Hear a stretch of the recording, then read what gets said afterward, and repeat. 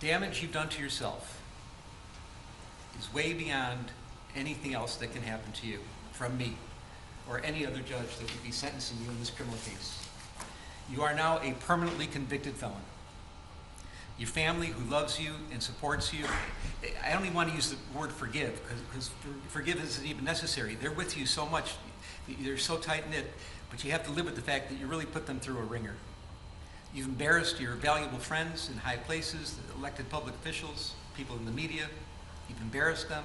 You have to live with that. I don't know if those relationships can be repaired. You've become toxic in your own workplace. Your career future is uncertain at very best. It was really on a rocket ship to success, and now you've turned yourself into riches to rags, and it's so unfortunate. Your very name has become an adverb for lying, and I cannot imagine what could be worse than that. People talk about situations where somebody's lying and trying to manipulate and maneuver a story, and your name comes up as, oh, pulling a Jussie, something like that. That's awful. You're the butt of jokes. Comedians, mainstream talk show hosts, they make jokes about you. They do sketches about you. I can't imagine anything worse than that. Now, this is all self-inflicted. These are things you did to yourself. This is self-damage. Well, some people may think that what you did is funny, and that there's some room for humor or jokes about it. But I assure you, this court does not. I don't think there is anything funny at all about hoaxing and faking racial hate crimes, hoaxing or faking homophobic hate crimes. I think that is disgraceful. There is nothing funny about it. There's no humor in what you did whatsoever, all because you're selfish, arrogant, narcissistic. At least you have that side in you that came out through this case, and you kept doubling down and doubling down and doubling down. It's not funny. It's not funny at all. And I'm your sentencing judge, and I don't find it funny. So where are we at? We're at the end. You are convicted of a Class 4 felony. It's presumptively probationable, but we have some real serious aggravating factors here. Your premeditation, which I've described. The pain you've caused to real victims of hate crimes, which I have described. The damage you've done to the city of Chicago, I've heard. It's been talked about. I'm mindful of the city's request for restitution, and if I'm going to fashion that, consider that request, I have to fashion the sentence accordingly. And above all, the capper of all cappers, your performance on the witness stand. This could only be described as pure perjury. You got on the witness stand, you didn't have to, you did, you certainly have a right to, but you committed hour upon hour upon hour of pure perjury. And I find all those to be ample factors. If this court were to decide that the things you did, that any kind of probationary sentence would deprecate the seriousness of the offense and you need to go to the penitentiary, the record is clear and it would support it. But I'm looking at everything in its totality. And I agree. It's told to me today, you can't judge everybody by one bad thing they've done in their life. I don't know if it's the only bad thing, but it's the only bad thing that I'm concerned about now. And that you do have quite a record of real community service and quite a record of attaching with people. There is a lot of mitigation in this case as well. And I'm mindful of the pleas of mercy, particularly from people that are in the arena of dealing with social justice issues, that are fighting, seriously fighting, not playing around, not doing games like you were doing, but seriously fighting for matters involving hate crimes of all sorts. And they're asking you for mercy as well.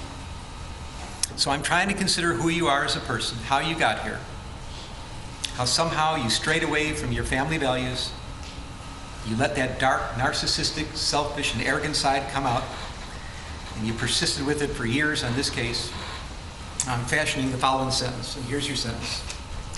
I'm sentencing you to 30 months felony probation, and the probation is going to be to this court. You're going to be allowed to travel wherever you want. You do not have to live in the state of Illinois.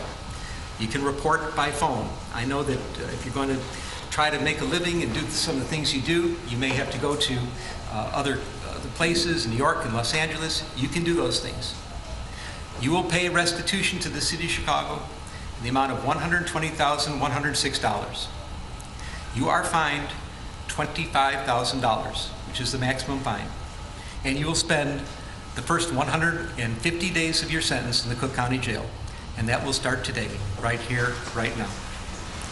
Mr. Smollett, though the jury found you guilty and I've sentenced you as I have, you have the right to appeal the findings and rulings of the court or ask your sentence be modified. To do those things, you need to file a notice of appeal in writing within 30 days. You may also file a motion to modify your sentence, which would have to be filed in writing within 30 days. Anything not stated in those filings are waived for purposes of appeal. You cannot afford lawyers or transcripts. They would be provided free of charge. Do you have any questions? No, I would just like to say to Your Honor that I am not suicidal. That's what I would like to say. Okay. I am not suicidal. Okay. I am not suicidal. I am innocent, and I am not suicidal. If I did this, then it means that I stuck my fist in the fears of Black Americans in this country for over 400 years and the fears of the LGBTQ community. Your Honor, I respect you and I respect the jury, but I did not do this. And I am not suicidal. And if anything happens to me when I go in there, I did not do it to myself. And you must all know that. I respect you, Your Honor. I respect your decision. Jail time. I am not suicidal. Okay. Mr. Uche, let me inquire, are there any post-sentencing motions you care to present right now? Yes, Judge. Yes, Ms. Bill. The defense would wish to present a motion to reconsider sentence and file it in stanter. It is timely filed. Thank you, Judge. And let me say, I've obviously considered the sentence at great length. It's timely filed, so it's preserved for purposes of appeal. Motion to reconsider sentence is respectfully denied. And is there another, one second, Randy. Anything else? Just a second. Is there going to be a notice of appeal filed? Yes, Judge. We filed a notice of appeal. We're going to be emailing it to the clerk right now, to the office. You're doing it in stanter? And are you going to be handling the appeal? Judge, as of now, yes. Well, you have to commit to handling the appeal. Yes, we're filing a notice of appeal. All right. Notice of appeal may be filed. Charlotte, now I need the prosecutors to work with Charlotte, the probation officer, to work out probation specifications with the conditions I just explained. 150 days in the county jail, restitution, fines. Oh, and also statutory as well. That's statutory. So you have to fill out the probation specifications, and I'm going to get somebody to help you do that. But we need to get that done in stanter. Anything else today? Yes. Your Honor, if I may, in light of the notice of appeal, we would ask that you suspend the jail sentence in light of the in-stanter filing of the notice of appeal. Did I do what? Suspend the jail sentence in light of the notice of filing of appeal. That will be respectfully denied. Your Honor. Yes, Mark. Mr. Lewis. If it can be stayed in light of our notice of appeal. No, I'm not staying. No. The wheels of justice turn slowly, and sometimes the hammer of justice has to fall, and it's falling right here, right now. I'm not staying this. This happens right here, right now. Charlotte? Judge, I know you said this that Mr. Smollett didn't do. Yeah, I'll talk to you about it. I'll give you this. Okay. All right. Any other matters to come before the court today? All right. Defendants remanded to the custody of sheriff. Court is adjourned. I am not suicidal. Stop laughing about black. I am not suicidal, and I am innocent. I could have said that I was guilty a long time ago.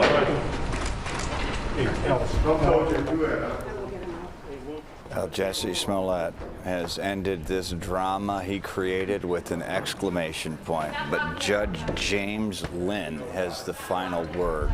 He says sometimes the hammer of justice falls, and it fell hard today on Jussie Smollett. 30 months felony probation, 120 grand plus owed to the city of Chicago, 25 grand, that's the max, paid in fines, and 150 days in jail beginning tonight.